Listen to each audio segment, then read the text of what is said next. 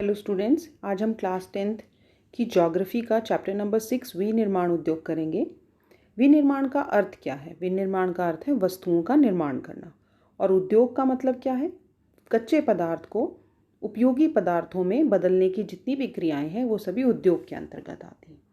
तो वस्तु का निर्माण करना यानी विनिर्माण उद्योग करना, यानी कच्चे माल को मूल्यवान उत्पाद में परिवर्तित कर अधिक मात्रा में वस्तुओं के उत्पादन को विनिर्माण या वस्तु निर्माण कहा जाता है। जैसे कि कागज़ लकड़ी से बनता है, चीनी गन्ने से, लोहा इस्पात लौह अयस्क से और एल्यूमिनियम बॉक्साइट से बनता है। तो ये सभी चीज़ें जब हम कच्चे माल से, बॉक्साइट कच्चा माल है एल्यूमिनियम बनाने के लिए, लौह अयस्क कच्चा माल है लोहा इस्पात बनाने के लिए, लोहा और स्टील बनाने के लिए, लकड़ी कच्चा माल है कागज़ बनाने के लिए, और गन्ना कच्चा माल है चीनी बनाने के लिए। तो जब इन सभी वस्तुओं का, कच्चे पदार्थों को हम उपयोगी वस्तुओं में परिवर्तन करते हैं और अधिक मात्रा में वस्तुओं का उत्पादन करते हैं, तो इस प्रक्रिया को विनिर्माण कहा जाता है। विनिर्माण जो है वो किसी भी देश की विकास की, आर्थिक विकास की रीढ़ समझे जाते हैं। अब हम ये समझेंगे कि हम आर्थिक विकास की रीढ़ क्यों कहते हैं उन्हें। सबसे पहले विनिर्माण उद्योग कृषि के आधुनिकीकरण में सहायक है। आधुनिकीकरण कैसा? आधुनिकीकरण यानी मॉडर्नाइजेशन। जब हम नई नई तकनीक का इस्तेमाल अगर कृषि में करेंगे तो हमारी कृषि का आधुनिकीकरण होगा और पैदावार बढ़ेगी। और नई तकनीक हमें कहाँ से मिलेगी? हमें विनिर्माण उद्योगों से हमें नई तकनीक मिलेगी। इसी प्रकार विनिर्माण उद्योग जो हैं वो द्वितीयक और तृतीयक क्षेत्रों में रोजगार उपलब्ध कराते हैं, जिससे कि हमारी कृषि पर हमारी निर्भरता कम हो जाती है और कृषि पर जो रोजगार देने का भार है वो भी कम हो जाता है। देश में बेरोजगारी और गरीबी समाप्त करने में भी विनिर्माण उद्योगों का काफ़ी योगदान है, क्योंकि विनिर्माण उद्योग द्वितीयक और तृतीयक क्षेत्रों में रोजगार के अवसर उपलब्ध कराते हैं। इसके अलावा विनिर्माण उद्योग जो हैं वो पिछड़े क्षेत्रों में उनकी स्थापना करके क्षेत्रीय असमानताओं को भी दूर किया जा सकता है। जब हमारा देश स्वतंत्र हुआ तो अनेक उद्योग जो है केवल ऐसे ही राज्यों में स्थापित किए गए जो पहले से ही विकसित थे, और इस अवस्था में हमारे ऐसे अन्य राज्य पिछड़ गए और बहुत क्षेत्रीय असमानताएं हमारे देश में पैदा हो गई। इसका जीता जागता उदाहरण अभी आपने कोरोना के समय में भी देखा कि कितने प्रवासी मजदूर जो हैं वो अन्य राज्यों से काम की तलाश में उन्हें दिल्ली या अन्य बड़े राज्यों में जाना पड़ता है, क्योंकि उनके राज्यों में जो है औद्योगिक विकास नहीं हुआ और उद्योगों की स्थापना नहीं हुई। तो विनिर्माण उद्योग जो है वो ऐसे पिछड़े क्षेत्रों में उद्योगों की स्थापना करके क्षेत्रीय असमानताओं को भी दूर करता है। इसके अलावा विनिर्माण उद्योग जो है किस तरह देश के विकास में सहायक है? जब हम निर्मित वस्तुओं का उत्पादन करते हैं तो उनका निर्यात भी किया जाता है, दूसरे देशों में उनका निर्यात किया जाता है। इससे हमारे वाणिज्य और व्यापार को बढ़ावा मिलता है और विदेशी मुद्रा की प्राप्ति होती है। विदेशी मुद्रा जितनी अधिक हमें देश को प्राप्त होगी, हम उतना ही ज़्यादा विकसित माने जाएंगे। इसके अलावा एक नेक्स्ट क्वेश्चन इसमें इम्पॉर्टेंट बनता है कि कृषि और उद्योग एक दूसरे से पृथक नहीं है, ये एक दूसरे के पूरक हैं। लास्ट चैप्टर में आपने पढ़ा था कि कृषि प्राथमिक क्षेत्र की क्रिया है और उद्योग जो हैं वो द्वितीयक क्षेत्र की क्रिया है। तो एक तरह ये लेकिन एक दूसरे से पृथक यानी अलग नहीं है, ये एक दूसरे के पूरक हैं, यानी एक दूसरे पर निर्भर हैं। किस प्रकार निर्भर हैं? कृषि से उद्योगों को कच्चा माल प्राप्त होता है। कुछ उदाहरण आपने देखे, जैसे गन्ना चीनी उद्योग में कच्चे माल के रूप में प्रयोग किया जाता है। तो कृषि जो है वो उद्योगों को कच्चा माल उपलब्ध कराता है। अब कृषि पर जितने भी आधारित उद्योग हैं उन सभी से कृषि को प्रोत्साहन मिलता है, कृषि में वस्तुओं के उत्पादन को बढ़ावा मिलता है। भारत में जितने भी कृषि पर आधारित उद्योग हैं उनसे कृषि पैदावार में बढ़ोतरी होती है। अब उद्योग जो हैं वो कच्चे माल के लिए कृषि पर निर्भर हैं। इसी प्रकार कृषि भी अनेक वस्तुओं के लिए जो कृषि में उपयोग की जाती हैं उनके लिए उद्योगों पर निर्भर है, जैसे कि सिंचाई के लिए पंप, उर्वरक, कीटनाशक दवाएं, प्लास्टिक की पाइप, मशीनें, कृषि औजार, ये सभी वस्तुओं के लिए किसान जो हैं वो उद्योगों पर निर्भर है। इसलिए विनिर्माण उद्योग के विकास तथा स्पर्धा से न केवल कृषि उत्पादन को बढ़ावा मिला है, अपितु उत्पादन प्रक्रिया भी सक्षम हुई है। तो इस प्रकार आप देखेंगे कि उद्योग कृषि पर कच्चे माल के लिए निर्भर है और वहीं उद्योगों द्वारा निर्मित कृषि औजार, उर्वरक, कीटनाशक दवा ये सभी उद्योगों में बनती हैं। तो इन सभी पर जो है किसान अच्छी पैदावार करने के लिए निर्भर है।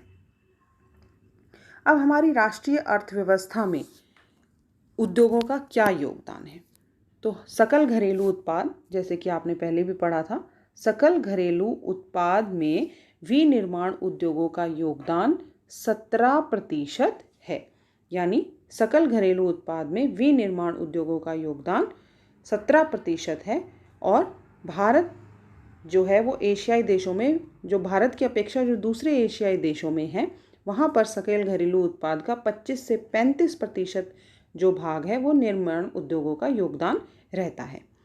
स्वतंत्रता से पहले अधिकतर विनिर्माण उद्योगों की स्थापना जो है वो दूर देशों से व्यापारों पर आधारित थी, जैसे मुंबई, कलकत्ता, चेन्नई, यानी ऐसे स्थान जो बंदरगाहों के नज़दीक हैं। ऐसे ही स्थानों पर अनेक उद्योगों की स्थापना हुई और इस प्रकार ये सभी नगर जो हैं वो औद्योगिक नगर के रूप में उभर कर सामने आए। आप सभी को पता है कि जब भी हम कोई उद्योग लगाते हैं तो उसके लिए हम बहुत सारी चीज़ों को देखते हैं, ध्यान में रखते हैं।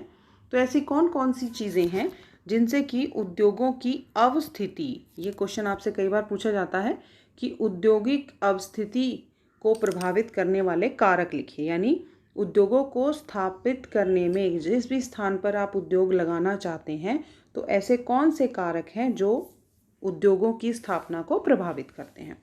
इसमें सबसे पहला जो कारक है वो है कच्चे माल की उपलब्धता।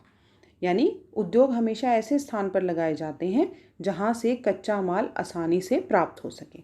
दूसरा है श्रमिक, सस्ता श्रमिक और अधिक मात्रा में श्रमिक मिले, ऐसे स्थानों पर जो है उद्योग लगाने को प्राथमिकता दी जाती है। पूंजी यानी पैसा चाहिए। शक्ति के साधन, यानी जहाँ पर बिजली, पानी, परिवहन ये सभी सुविधाएं आसानी से उपलब्ध हों, वहीं पर उद्योग की स्थापना को प्राथमिकता दी जाती है। उसके बाद सबसे इम्पॉर्टेंट बाज़ार। उद्योग तो लगा लिया, वस्तुओं का उत्पादन भी कर लिया, लेकिन अगर उसकी बिक्री के लिए बाज़ार उपलब्ध नहीं है तो उद्योग लगाने का कोई औचित्य नहीं रह जाता, कोई इम्पोर्टेंस नहीं रह जाती। तो उद्योगों की अवस्थिति को प्रभावित करने वाले कारक कौन कौन से हैं?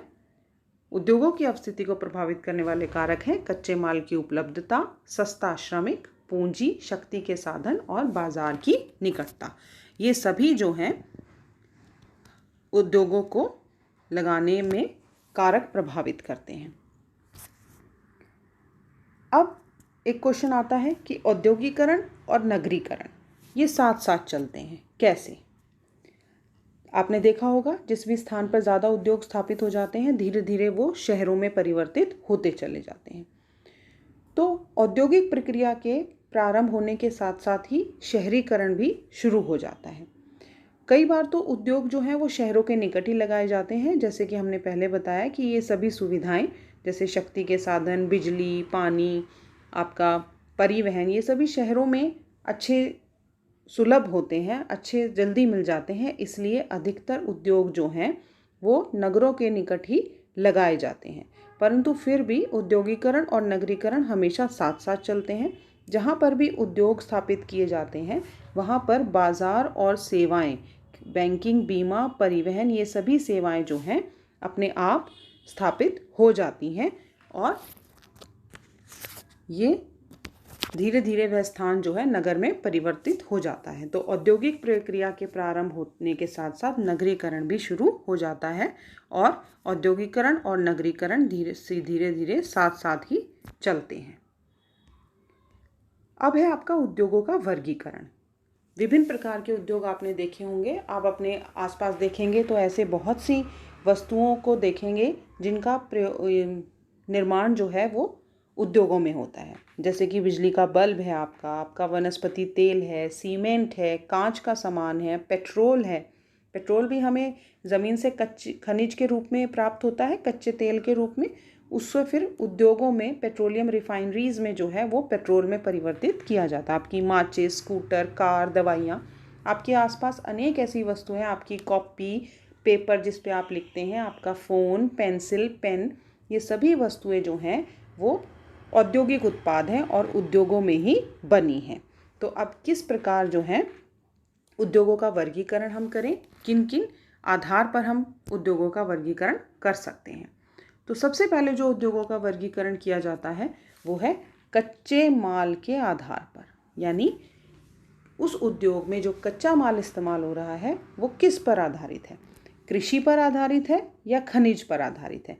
जैसे सूती वस्त्र है, कपास खेतों में उगता है, कृषि पर आधारित कच्चा माल है, तो सूती वस्त्र उद्योग में कपास का इस्तेमाल होता है।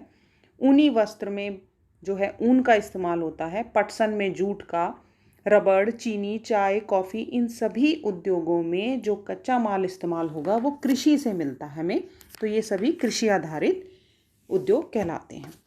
ऐसे उद्योग जिनमें कच्चा माल हमें खनिजों से मिलता है, जैसे लोहा इस्पात, आपका एल्यूमिनियम, बॉक्साइट हमें जो है वो खनिज है, सीमेंट, आपका रसायन, पेट्रोलियम वगैरह रसायन, जितने भी आपके रसायन बनते हैं, ये सभी उद्योग जो हैं ये खनिज पर आधारित उद्योग हैं। उसके बाद आपका है भूमिका के आधार पर कि क्या भूमिका निभाते हैं वो उद्योग।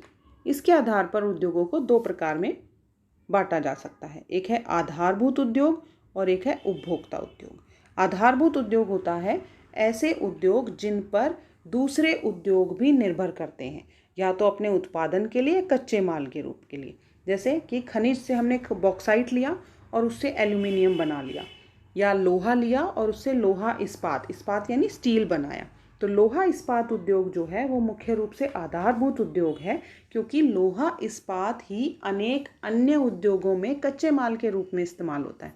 जैसे आपने औजार बनाने हैं तो उसके लिए कच्चा माल आप कहाँ से लाएंगे, लोहा इस्पात ही तो इस्तेमाल करेंगे, और लोहा इस्पात खनिज पर आधारित उद्योग है। तो लोहा इस्पात उद्योग को हम आधारभूत उद्योग भी कहते हैं, क्योंकि लोहा जो है वो अन्य उद्योगों में कच्चे माल के रूप में इस्तेमाल किया जाता है, और अन्य जितनी भी मशीनें हैं, औजार हैं, वो सभी लोहा इस्पात से ही बने होते हैं। दूसरा उद्योग है उपभोक्ता उद्योग। उपभोक्ता उद्योग वे सभी उद्योग जिनमें बनी वस्तुएं जो हैं वो सीधे उपयोग के लिए उपभोक्ता यानी कस्टमर के पास पहुंच जाती हैं। जैसे चीनी, कागज़, पंखे, आपकी पेंसिल, रबड़, ये सभी चीज़ें जो हैं वो औद्योगिक इकाई में बन के सीधे हमारे पास उपभोग के लिए पहुंच जाती हैं। परंतु आधारभूत उद्योग में ऐसा नहीं होता। आधारभूत उद्योग में जितनी भी उद्योग हैं, जैसे लोहा इस्पात, तांबा, एल्यूमिनियम, ये सभी अन्य उद्योगों में कच्चे माल के रूप में इस्तेमाल होते हैं। जैसे बर्तन बनाने हैं तो वो एल्यूमिनियम का इस्तेमाल करेंगे। तो ये सभी उद्योग आधारभूत उद्योग कहलाते हैं। फिर आपका उद्योग आता है पूंजी के निवेश के आधार पर, कितनी पूंजी निवेश कर रहे हैं। जैसे कि लघु उद्योग जिसमें कम पूंजी का निवेश किया जाता है, और एक होता है बृहत उद्योग यानी जिसमें अधिक पूंजी का इस्तेमाल किया जाता है। लघु उद्योग जैसे छोटी फैक्ट्रीज होती हैं, बर्तन बनाना, गत्ते की फैक्ट्री। बृहत उद्योग जैसे ऑटोमोबाइल्स, गाड़ियाँ बनाना, ये सभी लघु उद्योग जिसमें निवेश की सीमा कम होती है, और बृहत उद्योग जिसमें निवेश जो है वो अधिक मात्रा में किया जाता है। तो लघु उद्योग को परिसंपत्ति की एक इकाई पर अधिकतम निवेश मूल्य के परिप्रेक्ष्य में परिभाषित किया जाता है, यानी कितना निवेश कर रहे हैं आप, कितनी इन्वेस्टमेंट कर रहे हैं। यह निवेश सीमा समय के साथ परिवर्तित होती रहती है, अधिकतम स्वीकार्य निवेश के आधार पर की जाती है। यह निवेश मूल्य समय के साथ बदला गया है। वर्तमान में निवेश 1 करोड़ रुपए तक स्वीकार्य है, यानी वो लघु उद्योग कहलाएगा। और बृहत उद्योग कई 100 करोड़ का निवेश होता है, तो वो बृहत उद्योग कहलाते हैं। इसके बाद आपका दूसरा आधार आ गया स्वामित्व के आधार पर।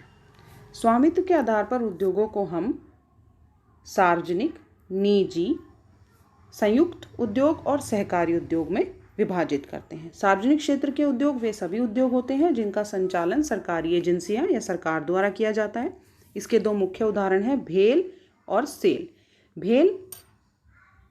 भेल यानी भारत हैवी इलेक्ट्रिकल लिमिटेड और सेल यानी स्टील अथॉरिटी ऑफ इंडिया। निजी क्षेत्र में वे सभी उद्योग आते हैं जिन पर किसी एक व्यक्ति का स्वामित्व होता है और कुछ लोगों के स्वामित्व द्वारा ही वो संचालित किया जाता है, जैसे कि टिस्को, बजाज ऑटो लिमिटेड, डाबर उद्योग। ये सभी उद्योग जो हैं ये निजी उद्योग में आते हैं। इसके बाद आता है आपका संयुक्त उद्योग।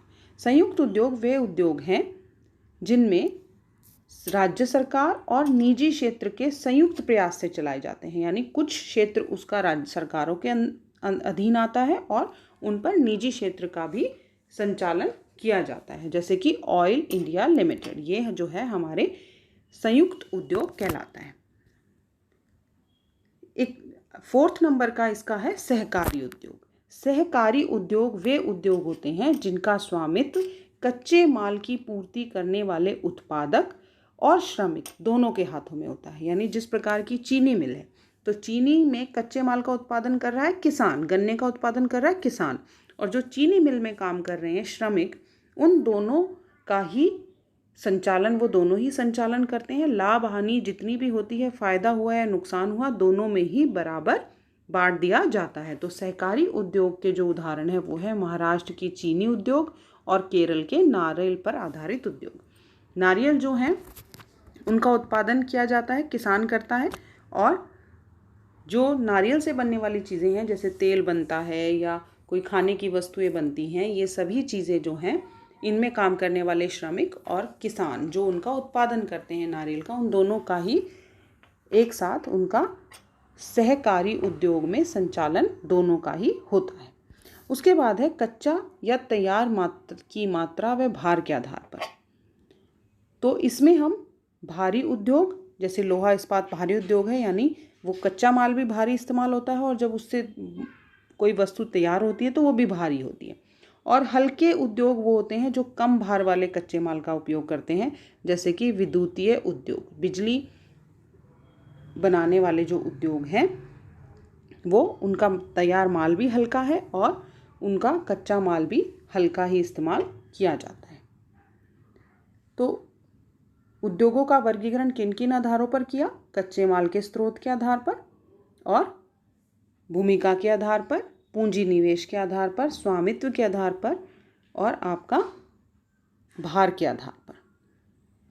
तो आज हम इतना ही चैप्टर करेंगे। आगे हम और बाकी सभी किस किस आधार पर कौन कौन से उद्योग हैं, उन सभी उद्योगों के बारे में विस्तार से हम अगली वीडियो में पढ़ेंगे। Thank you.